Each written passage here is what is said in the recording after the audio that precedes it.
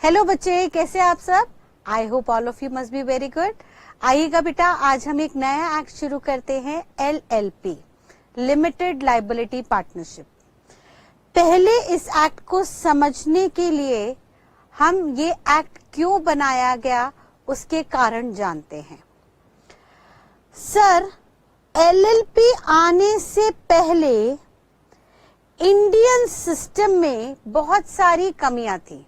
यानी sir, before LLP आने से पहले बहुत सारे ड्रॉबैक थे इंडिया में in relation to business forms. Sir, किस किस तरीके के बिजनेस बनेंगे, कैसी कैसी एसोसिएशन बनेंगी, उससे रिलेटेड बहुत सारी कमियां थी। जैसे कि मान लीजिए 30 लोगों को बिजनेस करना है, ठीक है जी। अब 30 people wants to work, let's say मैं बात करूं इन द ईयर 2000, साल 2000 में 30 लोगों को मिलके बिजनेस में काम करना है। तो सर वो कैसे काम करे? क्या वो सोल प्रोप्राइटर बनाए? नहीं सर, सोल प्रोप्राइटर में एक ही बंदा होता है। यहाँ पे 30 लोग हैं तो सोल प्रोप्राइटर नहीं बन सकती थी। फर्दर सर, क्या वो पार्टनरशिप में एंटर हो जाए?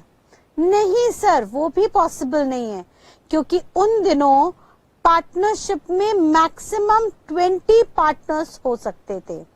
सर, साल 2000 में कंपनीज एक्ट 1956 एप्लीकेबल था, जिसमें मैक्सिमम नंबर ऑफ पार्टनर्स की संख्या 20 दे रखी थी इन अ पार्टनरशिप फर्म। तो सर, अगर 30 लोगों को बिजनेस करना है तो पार्टनरशिप भी नहीं बन सकती थी अंडर इंडियन पार्टनरशिप एक्ट, ठीक है। तो सर फिर क्या वो HUF बनाए, हिंदू अनडिवाइडेड फैमिली? सर वो भी नहीं बन सकती थी, क्योंकि वहां तो जॉइंट फैमिली आती थी, ब्लड रिलेशंस आते थे, या कोई शादी करके उस फैमिली में चला जाए तो वहां पे मेंबर बन जाता था। तो सर अगर किसी इंडिपेंडेंट पर्सन को यानी फ्रेंड्स को बिजनेस में आना हो, पार्टनरशिप में आना हो, तो वो HUF भी नहीं फॉर्म कर सकता था। तो सर उनके पास आखिरी चारा बचता था कंपनी का, प्राइवेट कंपनी का, ठीक है जी। प्राइवेट कंपनी का आखिरी ऑल्टरनेटिव बचता था। और सर कंपनी बनाने के लिए बहुत सारे लीगल कंप्लायंसेस अराइज हो जाते थे। कंपनी बनाने के लिए बहुत सारे लीगल कंप्लायंसेस होते थे, लॉ की ऑब्लिगेशंस थी, लाइक सर वहां पे एनुअल रिटर्न फाइल करनी होती थी, वहां पर board meeting time to time conduct करनी होती थी, एनुअल जनरल मीटिंग कंडक्ट करनी होती थी, मिनट बुक्स बनानी पड़ती थी हर मीटिंग की, रिटर्न्स वगैरह फाइल करनी पड़ती थी, बहुत सारे क्लैरिकल कंप्लायंसेस थे। और सर जब बड़ी कंपनी होती थी जहां पे टर्नओवर का स्केल बढ़ जाता था, तो सर वहां पे फिर एक फुल टाइम CS भी हायर करना पड़ता था, जिसके चलते कंपनी के बिहाफ पे खर्चे बढ़ जाते थे, और खर्चे बढ़ते थे तो ऑटोमेटिकली प्रॉफिट कम हो जाता था। तो इंडस्ट्री में रियलाइज किया गया कि सर कभी भी 20 से ज्यादा लोग इन फ्रेंडली सर्कल बिजनेस फॉर्म करना चाहते थे, कोई एसोसिएशन बनाना चाहते थे, तो उनके पास कोई available proper form of business नहीं था जिससे वो फायदा उठा सके। देयरफॉर इस प्रॉब्लम को दिमाग में रखते हुए लॉ मेकर ने एक बहुत मेजर बदलाव इंडिया में एंटर किया, जहां पे उन्होंने एक नई एसोसिएशन फॉर्म की इन the name of LLP। It is a new form of business, जिसके अंदर सर हर वो कमी को दूर किया गया जो कमियां पहले इंडस्ट्री में पाई जा रही थी। यानी अब LLP बनने के बाद कोई भी ऐसी एसोसिएशन बनाना चाहता है जहां पे 30 लोग आना चाहते हैं, तो सर वो LLP फॉर्म कर ले, उन्हें किसी कंपनी को फॉर्म करने की जरूरत नहीं है, अननेसेसरी किसी कंप्लायंसेस में फंसने की जरूरत नहीं है, ठीक है जी। तो सबसे पहला ड्रॉबैक था कि limited number of people which are not permitted under partnership firm, उनको कौन सी एसोसिएशन फॉर्म करने की परमिशन दी जाए, उसके लिए नई एसोसिएशन फॉर्म हुई LLP के नेम पे। सर सेकंड एक दूसरा बड़ा ड्रॉबैक था, वो ये ड्रॉबैक था कि अगर सर पार्टनरशिप फर्म बनाते थे तो पार्टनरशिप फर्म के अंदर हर पार्टनर की अनलिमिटेड लायबिलिटी होती थी।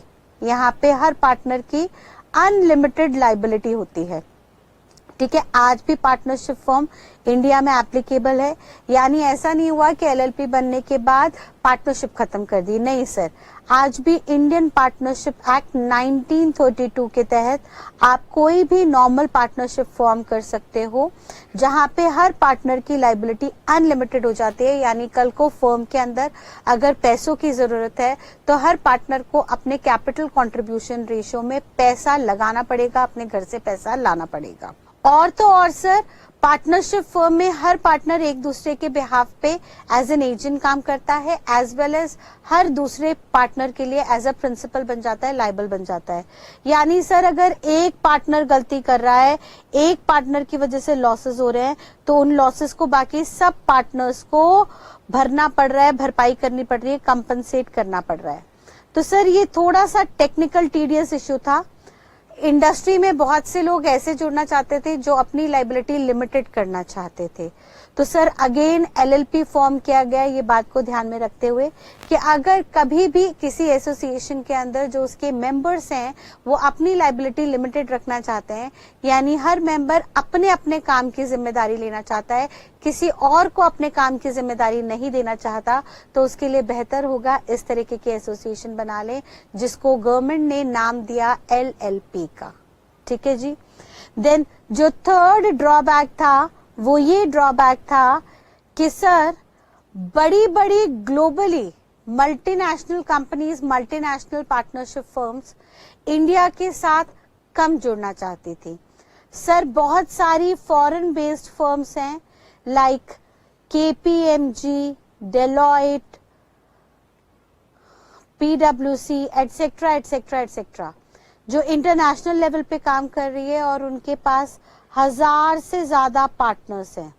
तो ऐसे में कोई इंटरनेशनल फर्म अगर इंडियन फर्म के साथ टाई अप करना चाहे तो सर वो फर्म के साथ, इंडियन फर्म के साथ ज्यादा मेल नहीं खा पाती थी, क्योंकि उन दिनों साल 2000 में फर्म के अंदर, पार्टनरशिप फर्म के अंदर मैक्सिमम 20 पार्टनर होते थे, जो अब 2013 के बाद बढ़ा के 50 तक कर दिए हैं। तो सर सोचिए कहाँ पे एक इंटरनेशनल फर्म जहां पे 1000 पार्टनर हैं, क्या वो ऐसी फर्म के साथ टाई अप करना चाहेंगे जहां पे 20, 25, 30, 50 पार्टनर्स हैं? नहीं सर। उन्होंने कहा सर आपकी फर्म तो बहुत छोटी फर्म है, हमें आपके साथ काम नहीं करना।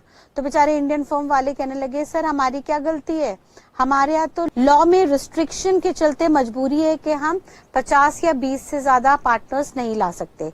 सर 20 पार्टनर थे अप टू 2013 और देन 50 पार्टनर्स हो गए 2013 ऑनवर्ड्स। ठीक है, तो सर ये लॉ में रिस्ट्रिक्शन दी है, इसमें हमारी गलती थोड़ी ना है। तो भाई इंटरनेशनल फर्म्स ने कहा नहीं नहीं सर हम कुछ नहीं कर सकते, हमारे मुकाबले आप बहुत छोटी फर्म हो, देयरफॉर हम आपके साथ टाई अप नहीं करना चाहते।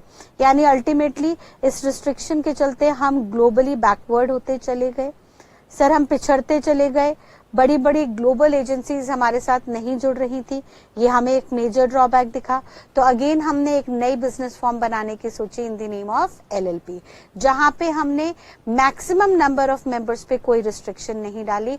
हमने कहा सर अनलिमिटेड कितने भी मेंबर्स आप एलएलपी के अंदर एड ऑन कर सकते हैं। ठीक है, एंड देन लास्टली उन्होंने कहा कि सर जब भी लीगल कंप्लायंसेस की बात आती थी, जब भी लीगल कंप्लायंसेस की, लाइक किसी कंपनी का ऑडिट, जीएसटी का ऑडिट, स्टॉक का ऑडिट, कॉस्ट का audit, secretarial audit, financial audit etcetera etcetera etcetera, या बहुत सारे जब सर्टिफिकेशन का काम आता था, तो सर लॉ मेकर इंडिविजुअल या फर्म को ही प्रेफरेंस देता था, वो कभी भी कंपनी वगैरह को प्रेफरेंस नहीं देता था। तो अब मान लीजिए कुछ प्रोफेशनल्स को एक एसोसिएशन बनानी है जिसके तहत वो प्रोफेशनल्स हर तरीके का ऑडिट कर सके, तो ऐसे में उन्हें कहीं पे भी कोई रास्ता नहीं दिख रहा था कि हम कैसी फर्म बनाएं, कैसे हम एसोसिएशन रखें जहां पे ये सारे बेनिफिट्स हमें मिल पाए। यानी भाई प्रोफेशनल्स अगर चाह रहे थे कि सर सीए, सीएमए, सीएस मिलके काम करना चाहें, भाई सीए के पास फाइनेंशियल ऑडिट आता है, सीएमए के पास कॉस्ट ऑडिट आता है, स्टॉक ऑडिट आता है, सीएस के पास कंप्लायंस ऑडिट आता है। अब सारे सारे के सारे प्रोफेशनल्स मिलके चाहते थे कि हम एक ऐसी एसोसिएशन बनाएं जहां पे हमें हर तरीके का ऑडिट मिले, हमें बाहर किसी के पास जाना ना पड़े और हमारे पास हर तरीके का professional person as a partner जुड़ जाए। तो उसके लिए क्या एसोसिएशन बनाते? सर पार्टनरशिप फर्म नहीं बन सकती थी अंडर इंडियन पार्टनरशिप एक्ट, क्योंकि वहां पे एक के काम के लिए बाकी सब जिम्मेदार होते हैं। जबकि ये प्रोफेशनल चाह रहे थे कि भैया हर बंदा अपना अपना काम देखे, सीएम में कॉस्ट ऑडिट देखे, सीए फाइनेंशियल ऑडिट देखे, सीएस कंप्लायंस ऑडिट देखे, और जो अपना काम कर रहा है वो अपने ही काम के लिए रिस्पॉन्सिबल रहे, दूसरा पर्सन औरों के काम की रिस्पॉन्सिबिलिटी ना उठाए।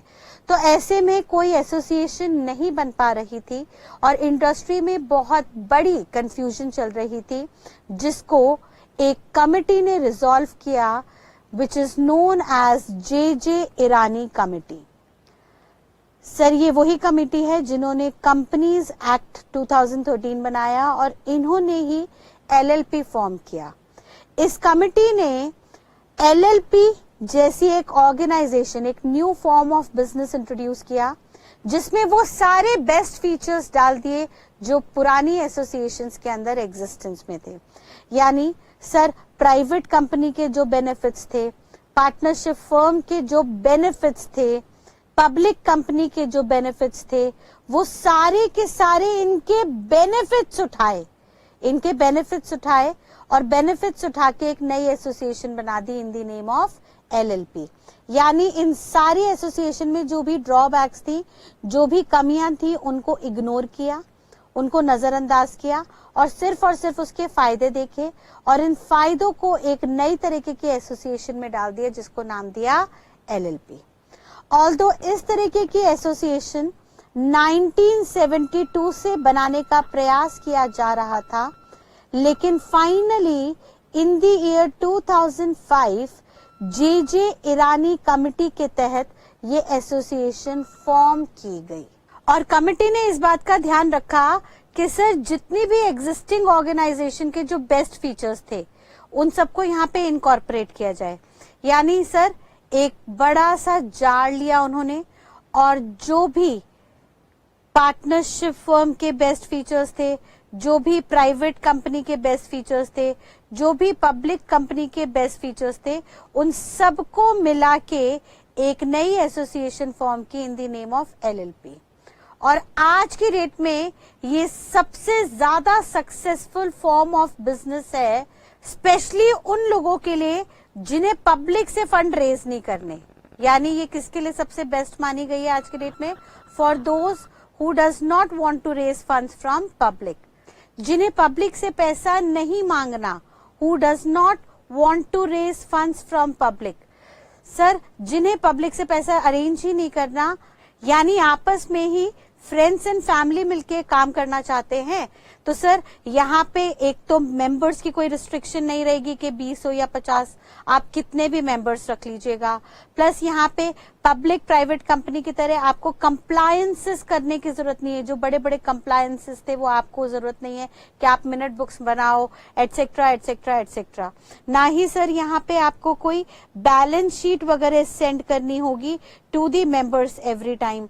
ना ही सर फर्म की तरह यहाँ पे कोई अनलिमिटेड लाइबिलिटी होगी। यहाँ पे नाम से ही क्लियर है, लाइबिलिटी जो होगी हर पार्टनर की लिमिटेड होगी। एज वेल एज सर क्योंकि ज्यादा कंप्लायंसेस वगैरह नहीं होंगे तो कोई आपको फुल टाइम सीएस वगैरह हायर करने की जरूरत नहीं है। आप पार्ट टाइम सीएस भी हायर करेंगे जो आपके कंप्लायंसेस को देख ले, दैट इज इनफ। तो ऐसे और बहुत सारे बेनिफिट्स हैं जो एलएलपी जैसी एसोसिएशन में दिए गए। क्लियर है?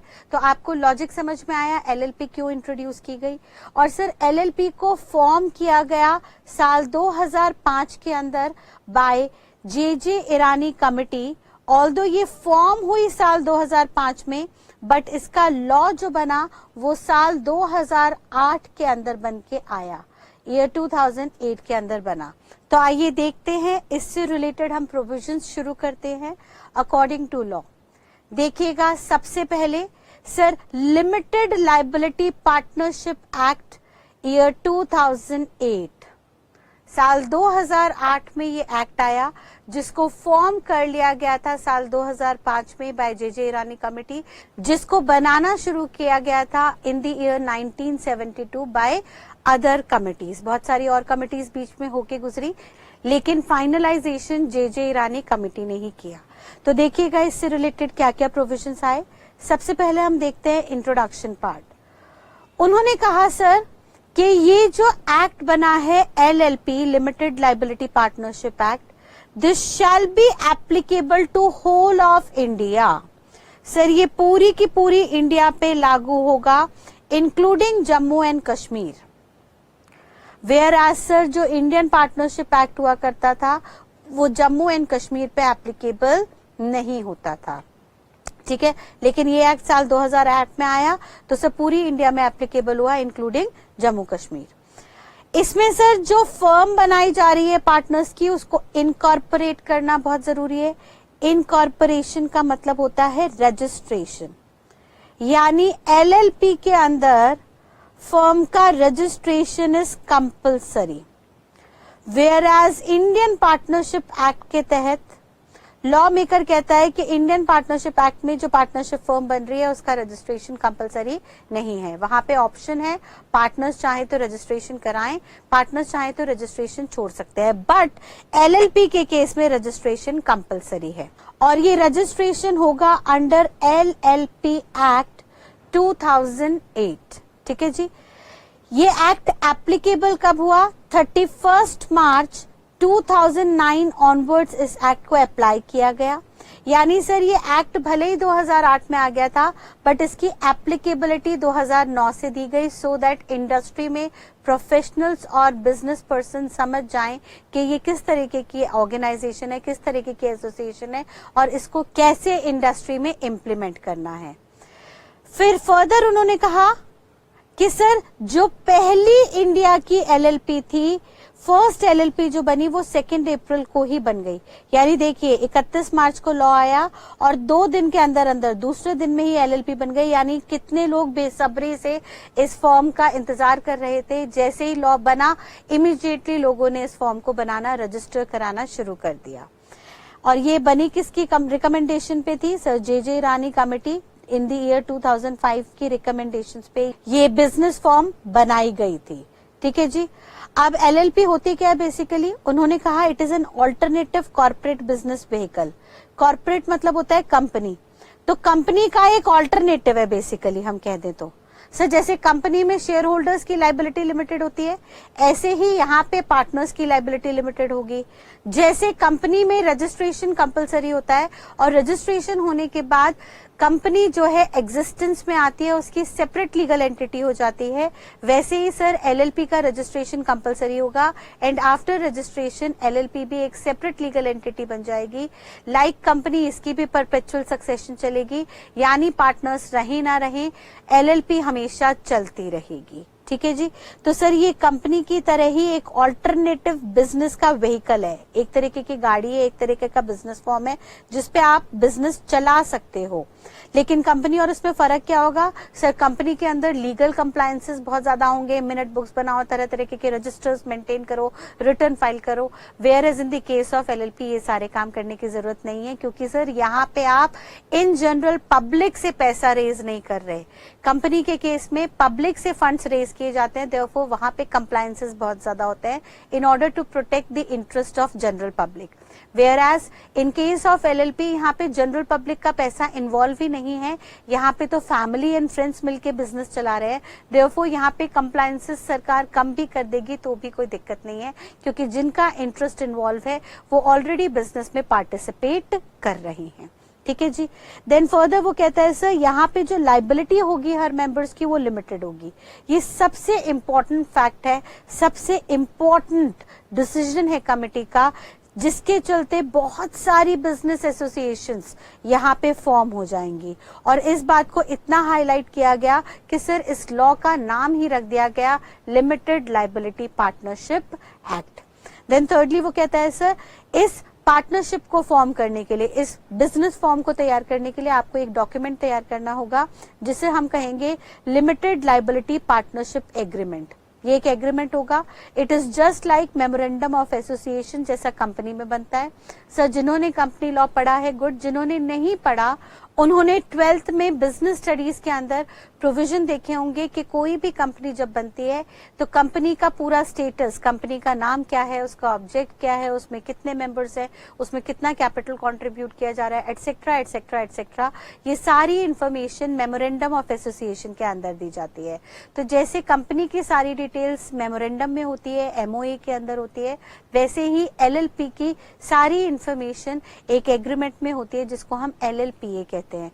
यानी टेक्निकली स्पीकिंग ये एलएलपीए जो है it is a standard agreement जिसके अंदर सारे मेंबर्स, सारे पार्टनर्स, इस बिजनेस एसोसिएशन की सारी टर्म्स एंड कंडीशंस लिखी हुई होती हैं। ठीक है, तो एलएलपी एक बेस्ट बिजनेस फॉर्म है करंटली, जहां पे हर पार्टनर की अपनी लायबिलिटी लिमिटेड होगी, यानी हर पार्टनर अपने अपने काम के लिए लायबल होगा, किसी और के काम के लिए लायबल नहीं होगा।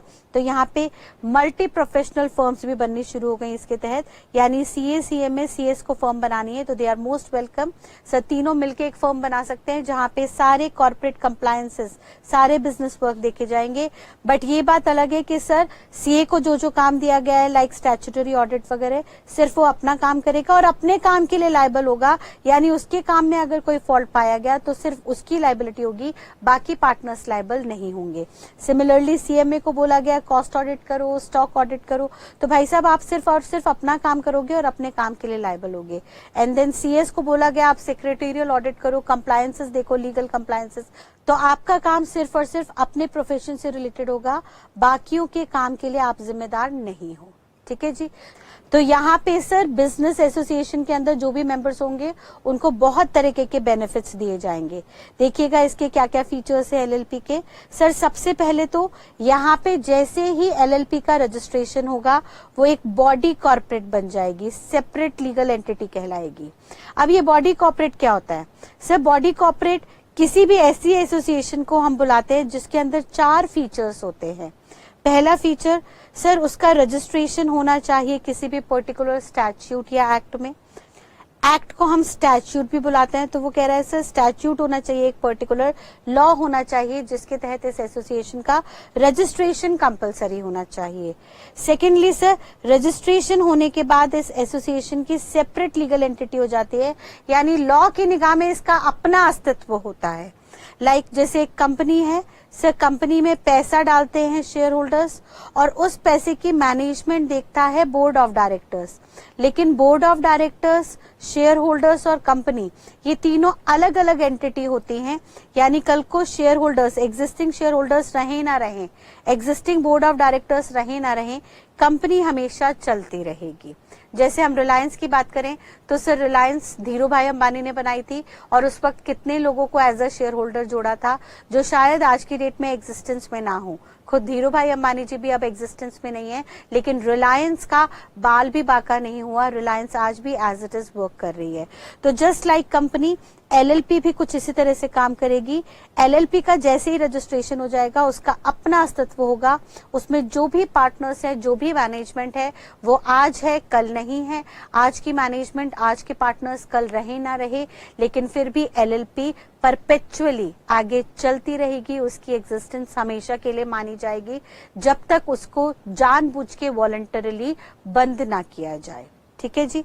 देन थर्डली वो कहता है सर परपेचुअल सक्सेशन होनी चाहिए। हमने समझ ही लिया, परपेचुअल सक्सेशन मतलब गोइंग कंसर्न, हमेशा चलती रहेगी। हमारा मानना है कि ये जो सेपरेट लीगल एंटिटी है ये हमेशा चलती रहेगी, कभी बंद नहीं होने वाली। एंड चौथा सर क्योंकि इसका अपना अस्तित्व है तो ये किसी और के ऊपर सूट फाइल कर सकती है, किसी और के ऊपर केस फाइल कर सकती है अपने एलएलपी के नाम पे विदाउट बीइंग पार्टनर्स और मैनेजमेंट इन्वॉल्व देयरइन। एंड साथ साथ जैसे ये किसी और पे केस फाइल कर सकती है, ऐसे ही कोई और भी इसके ऊपर डायरेक्टली केस फाइल कर सकता है।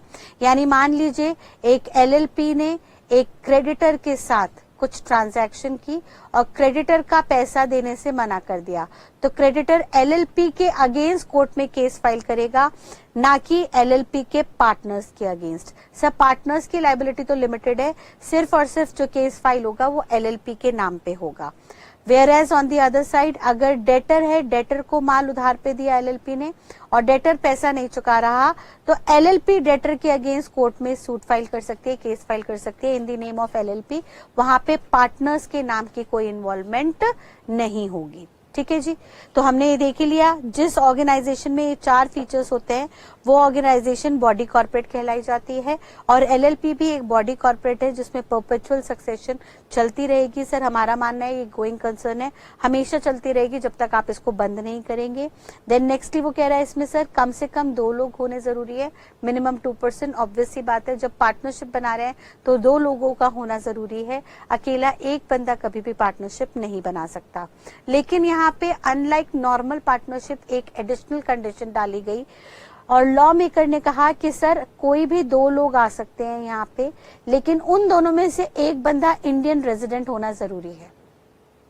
ठीक है, यानी सर 2 हो, 5 हो, 10 हो, 20 हो, 50 हो या चाहे 100 मेंबर्स ही क्यों ना हो, भाई उन मेंबर्स में से कम एक मेंबर जो है, एक पार्टनर जो है वो इंडियन रेजिडेंट होना चाहिए। ध्यान रखिएगा, उन्होंने रेजिडेंटशिप की बात की है, सिटीजनशिप की बात नहीं की। यानी सिटीजन हो या ना हो हमें फर्क नहीं पड़ता, रेजिडेंट होना जरूरी है। और यहाँ पे रेजिडेंट का मतलब है according to income tax act, जो इंडिया में 182 डेज से ज्यादा रहा हो। यानी सर कोई भी पर्सन जो 1 साल के दौरान 182 डेज से ज्यादा स्टे कर रहा है इंडिया में, उसे हम इंडियन रेजिडेंट बुलाएंगे। और सर ऐसा पर्सन, ऐसा इंडियन रेजिडेंट एक जरूर होना चाहिए एलएलपी को फॉर्म करने के लिए। यानी टेक्निकली स्पीकिंग, अगर सारे के सारे पार्टनर्स एलएलपी के अंदर फॉरेनर हैं तो चलेगा, लेकिन उसमें से एक पर्सन ऐसा जरूर होना चाहिए जो इंडिया के अंदर 182 डेज से ज्यादा रहे। क्लियर है? देन नेक्स्टली वो बात कर रहा है कि सर कोई भी पार्टनर होगा जो एलएलपी के अंदर आएगा वो और पार्टनर्स के लिए लायबल नहीं होगा। और पार्टनर्स के लिए लायबल होना को हम बोलते थे वाइकेरियस लायबिलिटी। ये इंडियन पार्टनरशिप एक्ट में अराइज होती थी जब एक पार्टनर बाकी पार्टनर्स के लिए लायबल होता था। लेकिन एलएलपी के अंदर उन्होंने कहा कि कोई भी पार्टनर दूसरे पार्टनर के लिए लायबल नहीं होगा। सर सबसे पहली बात तो हर पार्टनर अपने काम के लिए लायबल होगा जो उसने खुद काम किया, और वो काम में भी लायबिलिटी उसकी लिमिटेड होगी। यानी यहाँ पे कोई अनलिमिटेड लायबिलिटी का कंसेप्ट नहीं है। देन नेक्स्टली वो कह रहा है सर यहाँ पे एलएलपी को जोड़ने के लिए एक एग्रीमेंट होगा जिसको एलएलपीए बुलाया जाएगा, लिमिटेड लायबिलिटी पार्टनरशिप एग्रीमेंट, जिसमें सारी टर्म्स एंड कंडीशंस होंगी कि ये फर्म क्या काम करने वाली है, इसमें कौन कौन पार्टनर्स हैं, पार्टनर्स की क्या क्या जिम्मेदारी है and so on. And sir frankly speaking यहाँ पे लायबिलिटी सबकी लिमिटेड होगी।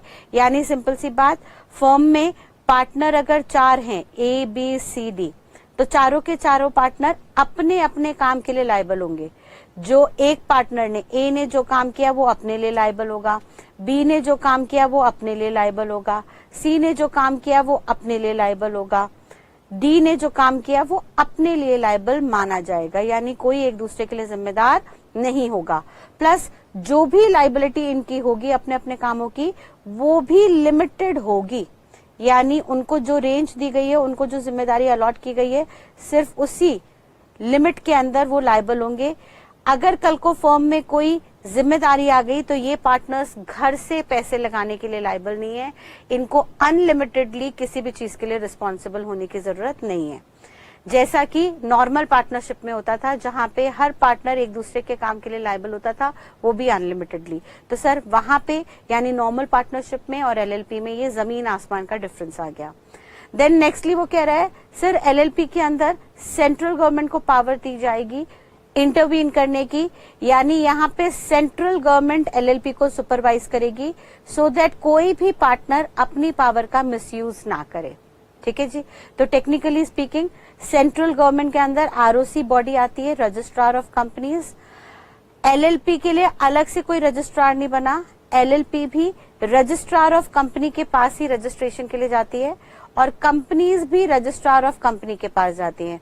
यानी कंपनी के लिए भी आरओसी बनी है। आरओसी का मतलब होता है रजिस्ट्रार ऑफ कंपनी। ये रजिस्ट्रार होते हैं जो रजिस्ट्रेशन कराते हैं कंपनी का।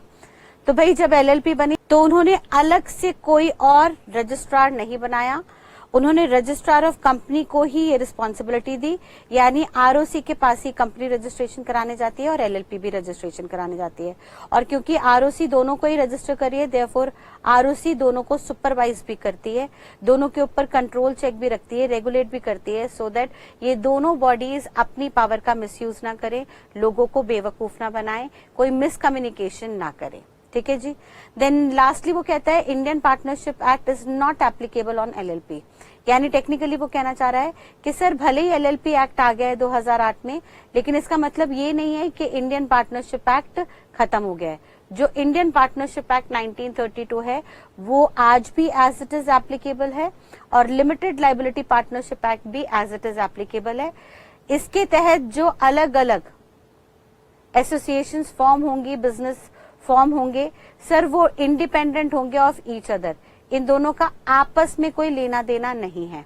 भले ही इनको पार्टनरशिप फर्म के नाम से आप जान लीजिए, लेकिन इन दोनों के कंप्लायंसेस, स्टैट्यूटरी ऑब्लिगेशन यानी लॉ में लिखे हुए प्रोविजंस अलग अलग होंगे। स्टैट्यूट का मतलब होता है लॉ, और स्टैट्यूटरी प्रोविजंस का मतलब होता है स्टैट्यूट में यानी लॉ में लिखे हुए प्रोविजंस। तो सर दोनों के प्रोविजंस अलग अलग होंगे, दोनों की एप्लीकेबिलिटी अलग अलग होगी। सिर्फ partnership word, firm word common है, इसके अलावा इनमें और कोई भी डिफरेंस नहीं है। देन फर्दर वो कहता है सर एलएलपी के अंदर हम परमिशन देंगे कि कोई भी फॉरेन एलएलपी भी बना सकता है, यानी कोई फॉरेनर जो इंडिया से बाहर लोकेटेड है वो एलएलपी फॉर्म कर सकता है subject to certain condition. Sir सबसे पहले तो जो फॉरेनर एलएलपी इंडिया में बनाना चाह रहा है उसके लिए रूल 34 बनाया इन्होंने, और उन्होंने कहा कि सर वहां पे आपको एक फॉर्म सबमिट करना होगा, form number 24, with in 30 days of the establishment of its office in India. Sir जिस दिन इंडिया में आप सबसे पहले ऑफिस डालोगे, लाइजन ऑफिस बनाओगे, यानी टेक्निकली एडमिनिस्ट्रेशन का काम शुरू करोगे। भाई कोई भी नया बिजनेस शुरू करेगा तो सबसे पहले टेक्निकल काम, एडमिन काम शुरू करेगा कि एक ऑफिस एस्टैब्लिश करेगा जहां पे एक अकाउंटेंट बिठाया जाएगा, जिसको कंप्लायंसेस के बारे में बताया जाएगा कि क्या क्या लीगल कंप्लायंसेस हैं जिनको पूरा करने के बाद हम अपना काम शुरू कर सकते हैं। तो जिस दिन आप अपना वो लाइजन ऑफिस, लाइजन मतलब जो टेक्निकली एडमिन का काम, लीगल वर्क सारा चेक करेगा, जिस दिन आप इंडिया में अपना ये लाइसेंस ऑफिस एस्टैब्लिश करोगे उसके 30 दिन के अंदर अंदर आपको फॉर्म नंबर 24 सबमिट करना होगा to ROC, registrar of companies को। मैंने अभी आपको बताया सर एलएलपी के लिए अलग से कोई और रजिस्ट्रार नहीं है, कंपनी के रजिस्ट्रार के पास ही सारी एलएलपी की कंप्लायंसेस होती हैं। तो किसी फॉरेनर को एलएलपी खोलनी है तो आरओसी के पास जाके फॉर्म नंबर 24 सबमिट करें, और उसमें उन्हें इंटीमेशन देना होगा। यानी इंटीमेशन का मतलब है सर आरओसी को बताना होगा, पूछने की जरूरत नहीं है, कोई अप्रूवल नहीं लेना, आरओसी आपको कोई अप्रूवल नहीं देगी। आप एलएलपी खोलना चाहते हो आप खोलो, बतौर यहाँ पे बिजनेस अपना एस्टैब्लिश करो, लेकिन शर्त यह है कि जहां पे भी बिजनेस एस्टैब्लिश कर रहे हो, जो भी main principal place of business है इन इंडिया, ठीक है, principal place of business in India, उसकी डिटेल सारी बता दो, और जिस दिन ये बिजनेस खोला है उसके 30 दिन के अंदर फॉर्म नंबर 24 सबमिट कर दो। ठीक है जी। और ये सबमिशन आपको दो जगह, दो आरओसी में जमा कराना होगा। एक तो उस स्टेट के आरओसी में जहां पे आपका लाइजन ऑफिस है। सर अगर आपका लाइजन ऑफिस राजस्थान में है तो राजस्थान स्टेट के आरओसी के पास जमा कराएंगे, प्लस आपको न्यू दिल्ली यानी इंडियन कैपिटल स्टेट के अंदर भी ये इसकी डिटेल जमा करानी होगी, क्योंकि वहां पे एक रिकॉर्ड हमेशा रहता है उन टोटल फॉरेन एलएलपीज का एज वेल एज उन टोटल फॉरेन कंपनीज का जो बाहर से इंडिया काम करने आए हैं। तो आपको दिल्ली के आरओसी में तो ये डिटेल सबमिट करनी होगी along with the state in which your liaison office has been established. ठीक है जी। लाइजन ऑफिस वो जगह होगी जहां पे आपका प्रिंसिपल काम शुरू होने जा रहा है, प्रिंसिपल प्लेस ऑफ बिजनेस है इन इंडिया। ठीक है। देन नेक्स्टली वो कह रहा है सर जब आप ये इंटीमेशन दोगे तो आपको 3 बातें डिक्लेयर करनी होंगी, यानी फॉर्म नंबर 24 के अंदर 3 चीजें कंटेंट होंगी। सबसे पहले आपका सर्टिफिकेट ऑफ इनकॉर्पोरेशन होगा, जिसके बेसिस पे यानी एलएलपीए, लिमिटेड लायबिलिटी पार्टनरशिप एग्रीमेंट होगा, जिसमें आपको सारे डिटेल्स देनी है इंक्लूडिंग योर फॉरेन एड्रेस। फिर सर आपको डिटेल देनी होगी कम से कम 2 लाइजन ऑफिसर्स की, यानी इंडिया में 2 प्रिंसिपल ऑफिसर्स होने चाहिए जो पूरे के पूरे एलएलपी को यहाँ पे मैनेज करेंगे। एंड देन लाइजन ऑफिस का डिटेल एड्रेस कि आपका ऑफिस कहाँ पे लोकेटेड है। ये तीनों इन्फॉर्मेशन आपको फॉर्म नंबर 24 में देनी होगी। इंडियन ऑफिस की भी डिटेल देनी होगी as well as foreign office की भी डिटेल आपको देनी होगी जहां से आप आए हो, और इंडिया में आपका बिजनेस कौन देखेगा उन 2 ऑफिसर्स की डिटेल भी आपको यहाँ पे देनी पड़ेगी। जब आप ये सारी डिटेल दे दोगे तो टेक्निकली उसके बाद आरओसी, ऑब्वियसली अप्रूवल तो नहीं दे रहा है, आपने सिर्फ इंटीमेशन दी है, तो आरओसी ये सारे अपना रिकॉर्ड में चढ़ा लेगा और आप एज एन एलएलपी इंडिया में काम शुरू कर सकते हो। क्लियर है बेटा? So this is about foreign LLP. ठीक है जी, यहां तक की बात क्लियर। आगे देखिएगा फर्दर वो क्या कह रहा है। फर्दर अब हमने कहा कि सर जब भी एक एलएलपी फॉर्म होगी तो एलएलपी चलाने के लिए हमें कुछ लोगों की जरूरत पड़ेगी। यानी सर ये जो एलएलपी बनी है ये तो सर सेपरेट लीगल एंटिटी है, इसका तो अपना अस्तित्व है लॉ की निगाह में, लेकिन सर ये तो आर्टिफिशियल पर्सन भी तो है, ये तो सरकारी कागजों में एक अलग पर्सन है, लेकिन एक्चुअली यहाँ कोई इंसान थोड़ी ना है 2 हाथ पैरों वाला जो काम करेगा या जो पैसा लेके आएगा। तो सर ऐसे में उन्होंने कहा कि इस एलएलपी के अंदर पैसे की जरूरत पड़ेगी, बिजनेस में पैसा इन्वेस्ट करना होगा, यानी मनी इन्वेस्टेड इन बिजनेस। जो पैसा हम इन्वेस्ट करते हैं बिजनेस में उसको अब से हम नाम देंगे कैपिटल। और ये कैपिटल कौन रेस करेगा? भाई कुछ लोग मिलके कैपिटल रेस करेंगे जिन्होंने इसको बनाने का सोचा था, जो इसके प्रमोटर थे, जो इसके फाउंडर थे, और उनको अब से हम नाम देंगे पार्टनर्स ऑफ एलएलपी। यानी जो पार्टनर्स हैं वो एलएलपी के अंदर फंड्स रेस करेंगे, और ये पार्टनर्स कितने भी हो सकते हैं। हमने कहा सर 2 से लेके इनफाइनाइट तक कितने भी आप पार्टनर्स रख सकते हो। लेकिन मान लीजिए एक एलएलपी में 700 पार्टनर्स हैं, तो क्या 700 partners practically day to day affairs के काम को देख पाएंगे, एक एक काम को मैनेज कर पाएंगे साथ में? नहीं सर। 2 लोगों को ही एक फैसले पे लाना बड़ा मुश्किल होता है, एक कंसेंट पे लाना बड़ा मुश्किल होता है, तो इतने सारे लोगों को हम कहां से मैनेज करेंगे? भाई इतने लोग मैनेजमेंट तो दूर, आपस में ही डिस्कशन हेल्दी नहीं कर पाएंगे, लड़ाई झगड़े ज्यादा होंगे, बहसबाजी ज्यादा होगी, तो सर ऐसे में इन लोगों से मैनेजमेंट नहीं कराएंगे।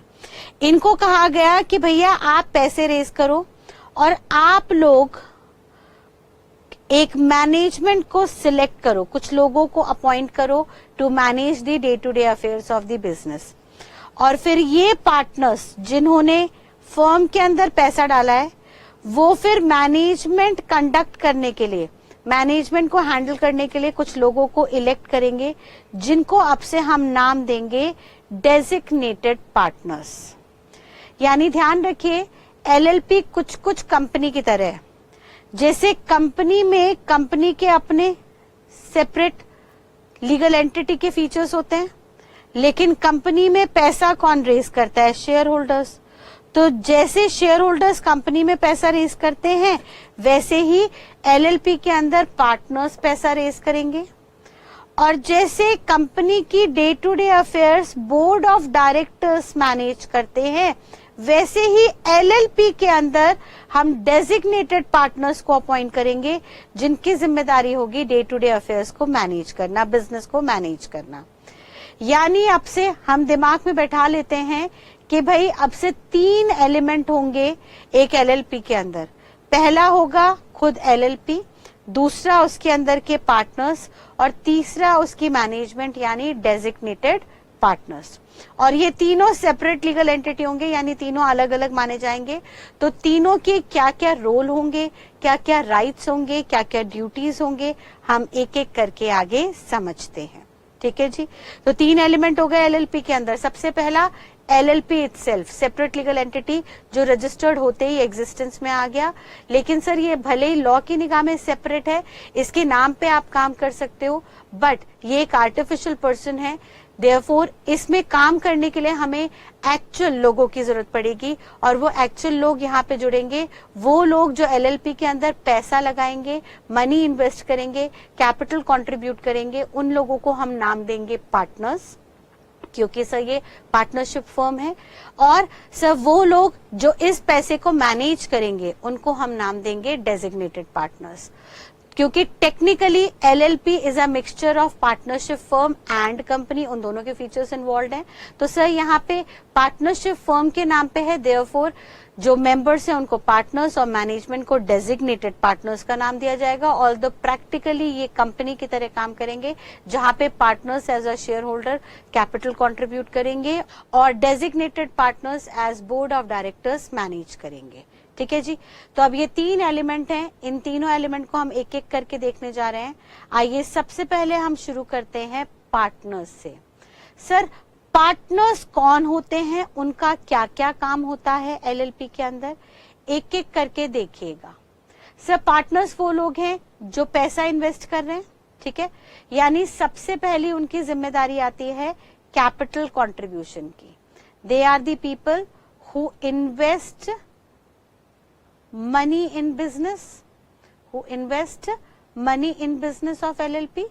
ये वो लोग हैं जिन्होंने LLP के बिजनेस में पैसा लगाया है, यानी कैपिटल कंट्रीब्यूट किया है। तो सर ये कैपिटल किस किस फॉर्म में कंट्रीब्यूट कर सकते हैं?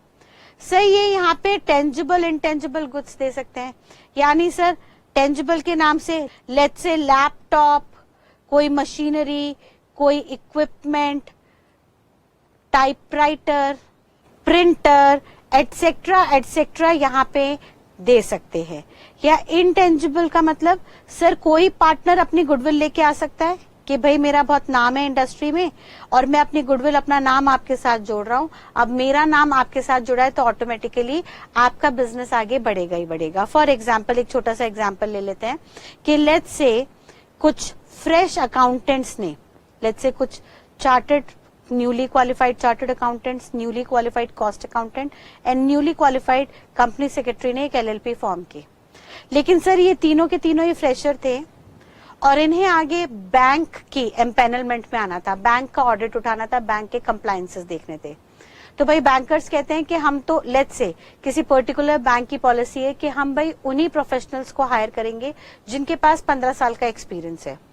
तो ये तीनों मिलके क्या करते हैं, एक क्वालिफाइड चार्टर्ड अकाउंटेंट को अपने साथ जोड़ लेते हैं जिनके पास 20 साल का एक्सपीरियंस है, और वो क्वालिफाइड अकाउंटेंट, वो क्वालिफाइड चार्टर्ड अकाउंटेंट इनकी फर्म के पार्टनर बन जाते हैं और एज अ पार्टनर वो सिर्फ और सिर्फ अपने 20 साल का तजुर्बा लेके आते हैं। मतलब एज अ पार्टनर वो सिर्फ और सिर्फ अपनी गुडविल लेके आ रहे हैं बिजनेस के अंदर, कोई पैसा कंट्रीब्यूट नहीं कर रहे, हो सकता है। तो अब बाकी पार्टनर्स ने कहा ठीक है सर, आपका हम नाम यूज करेंगे, आपका एक्सपीरियंस यूज करेंगे और बड़े बड़े ऑडिट, बड़े बड़े प्रोजेक्ट उठाएंगे। तो सर यहाँ पे टेक्निकली इन न्यू कमिंग पार्टनर ने क्या कंट्रीब्यूट किया, गुडविल कंट्रीब्यूट की। और सर हो सकता है कैश या नॉन कैश फॉर्म में भी कंट्रीब्यूशन आ जाए। कैश में तो सर सिंपल सी बात है, भाई पैसा लगाएगा पार्टनर। नॉन कैश में किसी भी और तरह से इन काइंड, जैसे अभी हमने देख ही लिया, in kind tangible intangible items contribute कर दिए या मूवेबल इमूवेबल आइटम्स कंट्रीब्यूट कर दिए। मूवेबल का मतलब कार वगैरह ले आए, गाड़ी ले आए, मैन्युफैक्चरर थे तो ट्रक वगैरह ले आए। या इमूवेबल, भाई उनके पास लैंड बिल्डिंग खाली जगह पड़ी थी, उन्होंने ऑफिस या फैक्ट्री रन करने के लिए अपनी लैंड बिल्डिंग दे दी। तो भाई इन काइंड, टेंजिबल इंटेंजिबल या मूवेबल इमूवेबल नेचर के जो भी इन काइंड कंट्रीब्यूशन दिए पार्टनर ने, उनको नॉन कैश नाम दिया।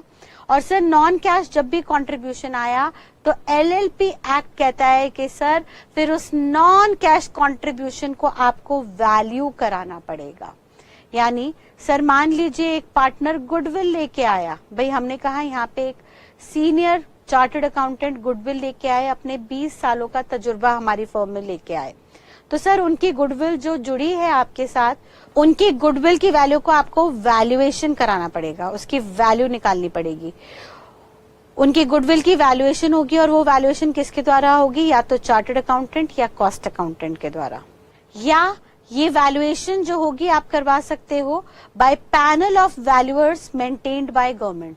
सर गवर्नमेंट भी सर्टिफाई करते हैं, लाइसेंस देते हैं, ऑथोराइज करते हैं कुछ वैल्यूअर्स को जो एक्चुअली वैल्यूएशन का कोर्स करके आते हैं, उनके द्वारा भी आप इन काइंड कंट्रीब्यूशन को वैल्यू करवा सकते हो, यानी नॉन कैश जो भी कंट्रीब्यूशन आएगा, चाहे टेंजिबल इंटेंजिबल नेचर का या चाहे मूवेबल इमूवेबल नेचर का, उन आइटम्स की आपको वैल्यूएशन करानी होगी either by a chartered accountant और कॉस्ट अकाउंटेंट और by a person authorised by government for this purpose. ठीक है जी।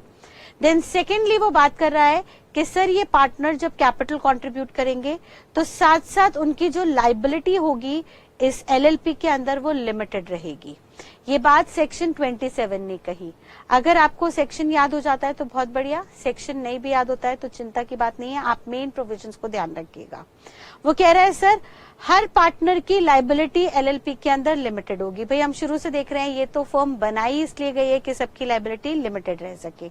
तो सबसे पहली बात, जो ऑब्लिगेशन होगी एलएलपी की वो सोल ऑब्लिगेशन एलएलपी की मानी जाएगी। यानी बात को समझिएगा वो क्या कहना चाह रहा है। वो कहना चाह रहा है सर मान लीजिए एलएलपी के अंदर जो एसेट्स है वो 50 लाख के हैं और जो लाइबिलिटीज है वो 70 लाख की है। ठीक है, मान लीजिए कुछ लाइबिलिटी कुछ पैसे लिए थे, वो पैसे डूब गए, लॉस में चले गए। ठीक है, पैसा डूब गया।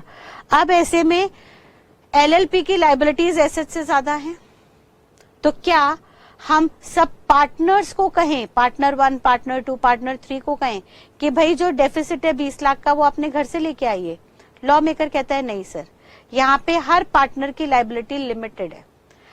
जितना पार्टनर ने वादा किया था उतने के लिए तो वो लायबल है, लेकिन उसके बियॉन्ड उसके ऊपर कोई अनलिमिटेड लाइबिलिटी नहीं आएगी। कल को अगर एलएलपी के अंदर कुछ भी कमी पेशी रही तो उसके लिए एलएलपी जिम्मेदार है, पार्टनर जिम्मेदार नहीं माने जाएंगे। और अगर हालात और ज्यादा बिगड़ गए, कल को पता लगा एसेट्स 20 लाख के ही रह गए, तो सर हो सकता है कोर्ट ऑर्डर पास कर दे इस एलएलपी को वाइंड अप करने का, बंद करने का, डिसॉल्व करने का, सो दैट इस एलएलपी के एसेट्स को कोर्ट बिकवा के उनके लाइबिलिटी होल्डर्स को पेमेंट देके इस एलएलपी को बंद कर दे। यानी अगर कोई एलएलपी लगातार लॉसेस में जा रही है, प्रॉफिट नहीं कमा रही है, तो ऐसे में लाइबिलिटी होल्डर्स को प्रोटेक्ट करने के लिए कोर्ट चाहे तो एलएलपी को बंद करवा सकता है। और जितने भी एसेट्स है एलएलपी के वो सिर्फ और सिर्फ एलएलपी के ही माने जाएंगे, क्योंकि वो सेपरेट लीगल एंटिटी है। तो सारे एसेट्स, सारी लाइबिलिटी एलएलपी की होगी, ना कि उनके पार्टनर्स की। पार्टनर्स की तो लाइबिलिटी सिर्फ और सिर्फ लिमिटेड रहेगी। देन सेकेंडली वो कह रहा है partner is not personally liable for the obligation of LLP. यानी हमने देख लिया सर कल को अगर फर्म में पैसों की कमी पड़ गई तो पार्टनर्स पर्सनली लायबल नहीं होंगे, उन्हें घर से कोई पैसा लाने की जरूरत नहीं है, जैसा हम नॉर्मल पार्टनरशिप के अंदर करवाते थे। नॉर्मल पार्टनरशिप में पार्टनर्स पर्सनली लायबल होते थे, उनकी लायबिलिटी अनलिमिटेड होती थी, लेकिन यहाँ पे ऐसा नहीं होगा। यहाँ पे ना तो पार्टनर्स पर्सनली लायबल होंगे और तो और उनकी लायबिलिटी भी जो होगी वो लिमिटेड होगी up to the limit mentioned under LLPA. Agreement में जितनी भी लिमिट्स है सिर्फ उतनी लिमिट तक ही कोई भी इंडिविजुअल पार्टनर लायबल होगा फर्म में। देन नेक्स्टली वो बात कर रहा है LLP is not bound by the act of partners if done outside his authority. भाई एलएलपी अलग है, पार्टनर्स अलग है। पार्टनर्स के काम के लिए एलएलपी जिम्मेदार है, लेकिन एलएलपी के काम के लिए पार्टनर्स सिर्फ लिमिटेडली जिम्मेदार हैं। बट एलएलपी भी पार्टनर्स द्वारा किए हुए काम के लिए कई बार लायबल नहीं रहेगी अगर पार्टनर अपनी अथॉरिटी से बाहर जाके काम कर रहा है। फॉर एग्जाम्पल, भाई एलएलपी ने कहा था पार्टनर्स के पास अधिकार है कि वो फर्म के बिहाफ पे मूवेबल एसेट्स खरीद सकते हैं, स्टॉक खरीद के ला सकते हैं, स्टॉक बेच सकते हैं, लेकिन इमूवेबल प्रॉपर्टी खरीदने का अधिकार हम किसी भी पार्टनर को इंडिविजुअली नहीं दे रहे। अगर एलएलपी के बिहाफ पे कोई भी इमूवेबल प्रॉपर्टी खरीदनी है तो उसके लिए सारे पार्टनर्स की कंसेंट चाहिए। तो ऐसे में सर एक पार्टनर को पता है कि वो इमूवेबल अकेले नहीं ले सकता, लेकिन वो अपनी अथॉरिटी से बाहर जाके इमूवेबल प्रॉपर्टी बेच देता है एलएलपी की। सर एलएलपी का जो ऑफिस है वो बेच देता है बाकी पार्टनर से पूछे बिना, तो सर उसके लिए एलएलपी लायबल नहीं है। यानी जो वो सेल हुई है वो सेल ही इनवैलिड है, वो प्रॉपर्टी एलएलपी की ही रहेगी, उसको बेचने का पार्टनर का अधिकार ही नहीं है। और पार्टनर ने अगर किसी और को बेच के, लेट्स से मिस्टर एक्स को बेचा 50 लाख में, तो सर अब पार्टनर लायबल होगा कि मिस्टर एक्स को 50 लाख रीपे करे, या जो भी कंपनसेशन एक्स डिमांड कर रहे हैं उसके लिए पार्टनर जो है वो अनलिमिटेडली लायबल हो जाएगा। यानी वो पार्टनर जिसने अपनी अथॉरिटी से बाहर जाके काम किया उसके ऊपर लायबिलिटी आएगी, ना कि एलएलपी पे। एंड देन नेक्स्टली वो कह रहे हैं liability of such person who acted fraudulently shall be liable unlimitedly. इसका मतलब समझिए सर, यहाँ पे लायबिलिटी को लेके कंफ्यूजन रहती है बच्चों को, क्लियर कीजिएगा। सर अगर किसी पार्टनर ने फ्रॉड किया, इंटेंशनली धोखा दिया, फर्म के नाम पे काम करके अपना पर्सनल प्रॉफिट उठाया, तो ऐसे में सर उस पार्टनर की लायबिलिटी अनलिमिटेड भी हो जाएगी अंडर एलएलपी। यानी वो कह रहा है सर जितना नुकसान उस पार्टनर के फ्रॉड के चलते होगा उतना नुकसान उस पार्टनर को बेयर करना होगा पर्सनली। जितना नुकसान उसे एक पार्टनर के धोखे की वजह से फर्म को पहुंचा, उतने नुकसान की भरपाई उस पार्टनर को पर्सनली अपने घर से करनी पड़ेगी।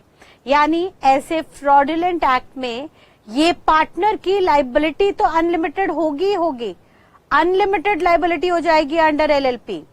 मैम एलएलपी में भी अनलिमिटेड हो सकती है? यस बेटा, जब पार्टनर धोखा दे रहा है, ठीक है, तो लायबिलिटी तो अनलिमिटेड होगी होगी उतने अमाउंट तक जितने अमाउंट तक उसने फर्म को धोखा दिया, फर्म को नुकसान पहुंचाया।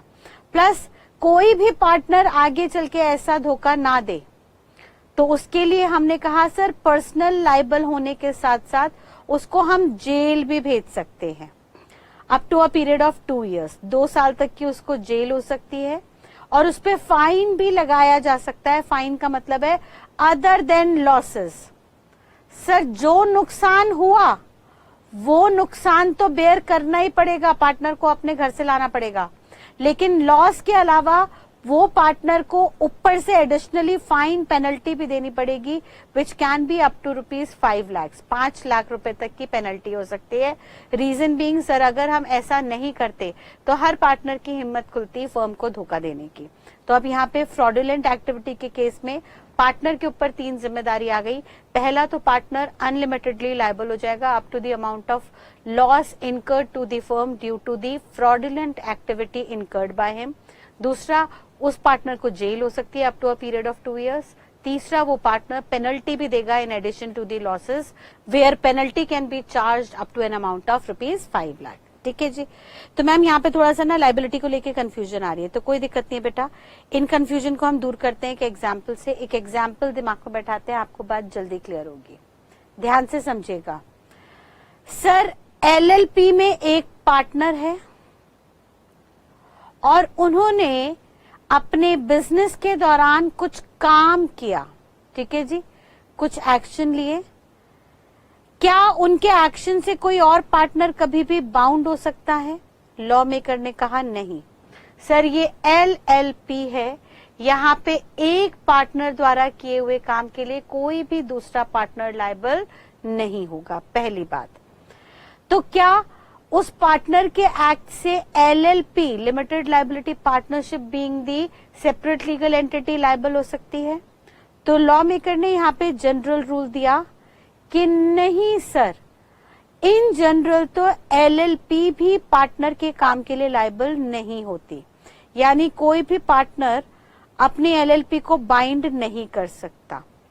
लेकिन इस जनरल रूल की एक्सेप्शन आ गई, अपवाद आ गया, और एक्सेप्शन में लॉ मेकर ने कहा कि सर एक केस हो सकता है जहां पे एलएलपी पार्टनर के काम के लिए लायबिलिटी उठाने को तैयार हो, यानी जहां पे पार्टनर द्वारा किए हुए काम के लिए एलएलपी को जिम्मेदार होना पड़ेगा। और वो केस क्या है बेसिकली समझिएगा। एलएलपी एक्ट कहता है कि कभी भी अगर ये दोनों कंडीशन सैटिस्फाई हुई तो ऐसे में पार्टनर के एक्ट के लिए एलएलपी भी लायबल हो जाएगा। और वो क्या कंडीशन है कि सर पार्टनर अगर अपनी अथॉरिटी के अंदर रह के काम कर रहा है, उससे जो पावर दी गई थी उस पावर के अंदर रह के काम कर रहा है, इन गुड फेथ, भरोसे पे फर्म को फायदा पहुंचाने के लिए काम कर रहा है, विदाउट एनी फ्रॉडुलेंट इंटेंशन, उसका कोई इरादा नहीं है किसी को धोखा देने का, ना तो फर्म को धोखा दे रहा है ना ही और पार्टनर को धोखा दे रहा है, वो ईमानदारी से फर्म को फायदा पहुंचाने के लिए काम कर रहा है अपनी अथॉरिटी के अंदर रह के। तो ऐसे में अपनी अथॉरिटी में रहते हुए भी अगर उससे कोई नुकसान हो जाता है तो फिर उस नुकसान के लिए एलएलपी लायबल होगा। यानी अपनी अथॉरिटी में रहते हुए, मान लीजिए एक एलएलपी है, उसमें 3 पार्टनर हैं ए बी सी। यहाँ पे ए ने ईमानदारी से कुछ बेनिफिट के लिए फर्म के बिहाफ पे कुछ काम किया जिसके चलते लॉस आ गया 30 लाख रुपए का, तो वो 30 लाख रुपए की भरपाई एलएलपी को करनी पड़ेगी, being a separate legal entity, जिसमें पैसे बाकी सब पार्टनर्स ने भी डाले थे। ठीक है, बट शर्त यह है कि वो पार्टनर अपनी अथॉरिटी में रह के काम करे और ईमानदारी से करे, कोई फ्रॉडुलेंट इंटेंशन नहीं होनी चाहिए। यानी मैम अगर फ्रॉडुलेंट इंटेंशन होती तो क्या होता? तो क्रक्स हमने बनाया कि सर अगर, क्रक्स देखिएगा, अगर एक पार्टनर फर्म में कुछ भी काम कर रहा है, एक पार्टनर फर्म में कोई एक्शन ले रहा है in good faith, good faith का मतलब क्या होता है? भरोसे पे, इन गुड फेथ, जिसकी वजह से कुछ नुकसान हो जाता है, और जो भी उसने गुड फेथ पे काम किया वो अपनी अथॉरिटी में रह के किया, जो उसे पावर दी गई थी उसके अंदर रह के किया, तो सर उस काम के लिए एलएलपी भी लायबल है और वो पार्टनर भी लायबल है, बट लिमिटेड स्केल पे, सिर्फ उतनी जिम्मेदारी तक जितनी जिम्मेदारी उसने उठाने का वादा किया था। यानी ऐसे में उस पार्टनर के ऊपर भी लायबिलिटी आ जाएगी लिमिटेड। ठीक है जी, यानी बाकी पार्टनर तो कभी भी लायबल नहीं हो सकते। सेकेंडली, अगर किसी पार्टनर ने अपनी अथॉरिटी से बाहर जाके काम किया लेकिन गुड फेथ में, सर बिल्डिंग टूट रही थी ऑफिस की, एक बायर मिल रहा था, पार्टनर ने उठा के इमूवेबल प्रॉपर्टी बेच दी, उसकी अथॉरिटी नहीं थी, फिर भी अथॉरिटी से बाहर जाके काम कर दिया उसने, लेकिन गुड फेथ में, क्योंकि सर बिल्डिंग ढह रही थी, 2-4 दिन में गिरी जाती, अगर अर्थक्वेक आता तो गिरी जाती, तो उसने गुड फेथ में उठा के बेच दी, तो क्या इसके लिए एलएलपी लायबल होगी? नहीं सर। और पार्टनर लायबल होंगे? नहीं सर। क्या वो पार्टनर लायबल होगा? यस, लिमिटेडली लायबल होगा, क्योंकि उसने गुड फेथ पे काम किया। लेकिन सर अगर उसने बैड फेथ में काम किया, बुरे इरादों से काम किया, फ्रॉडुलेंट इंटेंशन के साथ काम किया, तो सर ऐसे में ना एलएलपी लायबल होगी ना बाकी कोई और पार्टनर लायबल होगा, सिर्फ और सिर्फ वो पार्टनर लायबल होगा, वो भी अनलिमिटेडली। यानी जितना नुकसान उसने फर्म को पहुंचाया उतने नुकसान की भरपाई उसे अपने घर से करनी पड़ेगी, प्लस उसको पेनलाइज भी किया जाएगा up to an amount of ₹5 lakh, as well as ये हरकत वो दोबारा ना करे इसलिए उसको इम्प्रिजन भी किया जा सकता है up to the period of 2 years। हाँ, ये बात अलग है कि पेनल्टी कितनी होगी, जेल का पीरियड कितना होगा, ये आरओसी तय करता है, या जो भी वहां पे एडजुडिकेटिंग अथॉरिटी है, जो जज करती है, जो पेनल्टी लगाती है, जिसके पास अथॉरिटी है इन लोगों को पनिशमेंट देने की, सर वो तय करेगा कि कितने की पेनल्टी और कितने पीरियड की इम्प्रिजनमेंट अलॉट की जाए। ठीक है जी, क्लियर है लायबिलिटी का फैक्टर। तो उन्होंने कहा सर जब भी कोई पार्टनर होगा तो पार्टनर की जो लायबिलिटी है वो लिमिटेड होगी सब्जेक्ट टू सर्टेन कंडीशन। अगर वो पार्टनर फ्रॉडुलेंट एक्टिविटी कर रहा है तो सर उसकी लायबिलिटी अनलिमिटेड भी हो सकती है। क्लियर है जी। तो पार्टनर का हमने कैपिटल कंट्रीब्यूशन देखा पहले, फिर हमने उसकी लायबिलिटी देखी, अब हम उसकी ऑब्लिगेशन देख रहे हैं। थर्डली वो कहता है सर कि जब भी कोई पार्टनर एलएलपी में आएगा तो उसकी कुछ जिम्मेदारियां होंगी, कुछ ड्यूटीज होंगी जो उसे फुलफिल करनी होगी। सबसे पहली बात तो सर वो एज एन एजेंट एलएलपी में आया है, यानी वो एलएलपी का एजेंट है और पार्टनर्स का एजेंट नहीं है। हाउएवर सर नॉर्मल पार्टनरशिप जो बनती है अंडर इंडियन पार्टनरशिप एक्ट, उसमें लॉ मेकर कहता है कि हर एक पार्टनर हर दूसरे पार्टनर का एजेंट है, हर एक पार्टनर हर दूसरे पार्टनर का एजेंट है और हर पार्टनर हर दूसरे पार्टनर का प्रिंसिपल है। यानी 3 पार्टनर है तो तीनों एक दूसरे के प्रिंसिपल भी होंगे और तीनों एक दूसरे के एजेंट भी होंगे। यानी तीनों के पास अधिकार है कि औरों के बिहाफ पे एज एन एजेंट काम करें और तीनों के ऊपर जिम्मेदारी है कि औरों द्वारा किए हुए काम के लिए वो एज अ प्रिंसिपल लायबल होंगे। बट एलएलपी में ऐसी कोई कंडीशन नहीं है, कोई भी एक पार्टनर दूसरे पार्टनर के काम के लिए लायबल नहीं होगा। सिर्फ और सिर्फ वो पार्टनर एलएलपी के लिए काम करेगा और जब वो पार्टनर गुड फेथ में काम करेगा विद इन हिज अथॉरिटी, अपनी अथॉरिटी में रह के काम करेगा, तो उसके काम के लिए एलएलपी लायबल होगी। अगर इन दोनों में से एक भी कंडीशन मिसिंग हो गई, यानी या तो उसने अथॉरिटी में रह के काम नहीं किया या उसने गुड फेथ में काम नहीं किया, तो ऐसे केस में एलएलपी लायबल नहीं होगी। फिर ऐसे केस में वो पार्टनर ही लायबल होगा।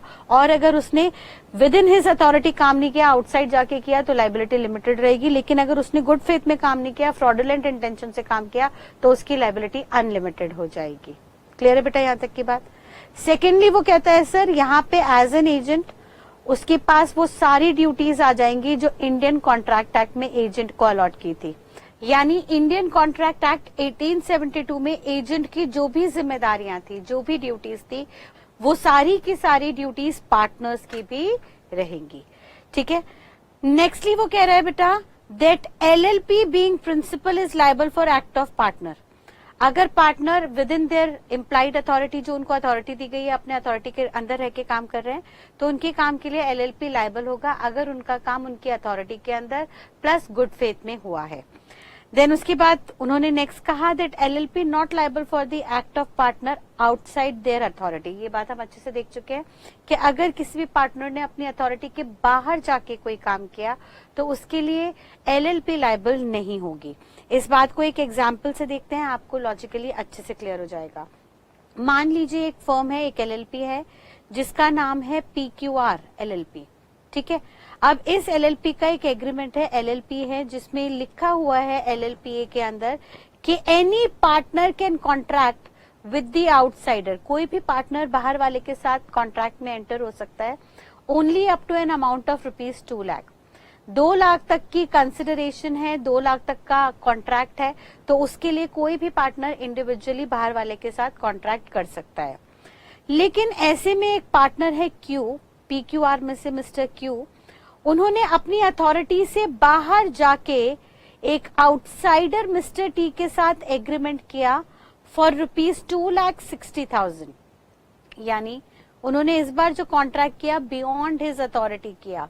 ये जो काम किया उन्होंने आउटसाइड हिज अथॉरिटी किया। उन्हें जिम्मेदारी दी गई थी कि सिर्फ वो 2 लाख तक का कॉन्ट्रैक्ट कर सकते हैं, लेकिन उन्होंने थोड़ा सा लालच कर लिया और 2,60,000 का कॉन्ट्रैक्ट कर लिया।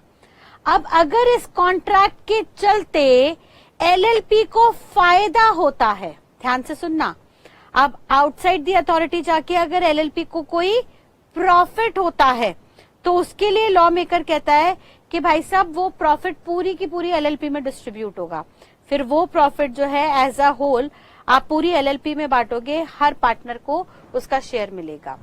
लेकिन अगर गलती से भी उस काम के चलते एलएलपी को लॉस हो गया, अथॉरिटी से बाहर जाने की वजह से एलएलपी को लॉस हो गया, और सर वो जो काम किया था पार्टनर ने वो गुड फेथ में किया था, जिसको हम लैटिन में बोनाफाइड कहते हैं, तो सर ऐसे में बताइए कौन कौन लायबल होगा? हम पीछे अभी देख चुके हैं।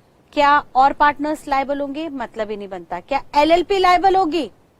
मैम एलएलपी को ना 2 लाख के लिए लायबल कर देते हैं। भाई लॉ मेकर कह रहा है बिल्कुल नहीं, 2 लाख के लिए भी लायबल नहीं होगी एलएलपी, क्योंकि पार्टनर ने अपनी अथॉरिटी से बाहर जाके काम किया। अगर पार्टनर अपनी अथॉरिटी में रह के 2 लाख के अंदर अंदर काम करता तो एलएलपी जिम्मेदारी उठाती। लेकिन अब आपने अपनी अथॉरिटी से बाहर जाके चाहे 1 रुपए का ही एक्स्ट्रा काम क्यों ना किया हो, पूरे के पूरे अमाउंट के लिए, पूरे के पूरे अमाउंट के लिए, यानी पूरा 2,60,000 के लिए अब वो पार्टनर लायबल हो जाएगा पर्सनली। ठीक है। अब उन्हें अपनी जेब से कंट्रीब्यूट करना होगा ये लॉस। हाउएवर अगर हम पिछले कंसेप्ट को ही यहाँ पे मर्ज कर दें कि सर अगर ये लॉसेस बैड फेथ में हुए होते, यानी पार्टनर ने फ्रॉडुलेंट इंटेंशन से काम किया होता, यानी या तो उनके इरादे गलत थे, धोखा देने का इरादा था, या उन्होंने एलएलपी के लॉ का वायलेशन किया, लॉ में लिखे हुए प्रोविजंस को तोड़ा, कॉन्ट्रावीन किया, तो सर ऐसे में लॉ मेकर ने कहा कि भाई बाकी पार्टनर्स तो तब भी लायबल नहीं थे, अब भी नहीं होंगे, ना ही एलएलपी लायबल होगी, रेदर आप लायबल हो जाओगे, वो भी पर्सनली होगे, वो भी अनलिमिटेड। यानी जितना लॉस होगा एलएलपी को आपके धोखे की वजह से, उसके लिए सिर्फ और सिर्फ आप ही जिम्मेदार माने जाओगे। क्लियर है बेटा? फर्दर देखिएगा आगे वो क्या कह रहा है। उन्होंने कहा सर यहाँ पे एलएलपी की ऑब्लिगेशन एलएलपी की मानी जाएगी क्योंकि एलएलपी सेपरेट लीगल एंटिटी है। And then lastly partners are not personally liable for the act of LLP if fraud, however अगर फ्रॉड हो गया तो पार्टनर की लाइबिलिटी पर्सनली अनलिमिटेडली आ जाएगी। यानी ये बात हम पीछे पढ़ चुके हैं, उसको यहाँ पे उन्होंने कंक्लूड कर दिया। ठीक है जी। तो पार्टनर से रिलेटेड हमारे तीनों प्रोविजंस क्लियर। सर सबसे पहले हमने कैपिटल कंट्रीब्यूशन की बात की, फिर हमने लाइबिलिटी की बात की एंड देन हमने ऑब्लिगेशन देखा। यहां तक कोई डाउट? आगे सर हम देख रहे हैं एलएलपी और एलएलपी के एलिमेंट्स, जहां पे 3 एलिमेंट्स आ गए, एलएलपी, एलएलपी के पार्टनर्स और डेजिग्नेटेड पार्टनर्स। ठीक है बेटा। तो बेसिकली हमने देखा एलएलपी में सर सबसे पहले तो पार्टनर आ गए जिनके हमने रोल्स एंड रिस्पॉन्सिबिलिटीज देख लिए। फिर सेकेंडली एलएलपी आई, यानी पार्टनर्स ने पैसा दिया एलएलपी को और एलएलपी के ऊपर रिस्पॉन्सिबिलिटी आई as a separate legal entity कि उन्हें रजिस्ट्रार ऑफ कंपनीज को, आरओसी को, हर बार एक डॉक्यूमेंटेशन करानी होगी in the name of statement of solvency and statement of accounts. ठीक है, 2 स्टेटमेंट जाएंगी सॉल्वेंसी की।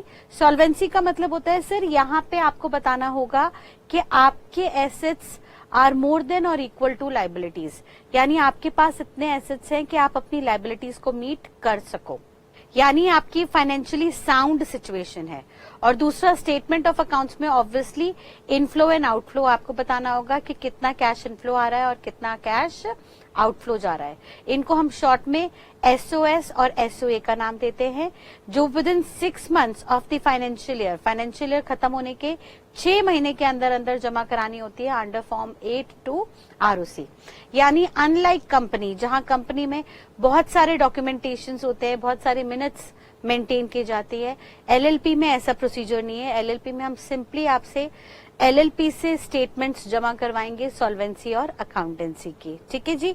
फॉर्म नंबर क्या होगा? 8। ऑब्जेक्टिव में पूछ सकते हैं और कितने दिन के अंदर जमा कराना होगा? फाइनेंशियल ईयर खत्म होने के 6 महीने के अंदर अंदर।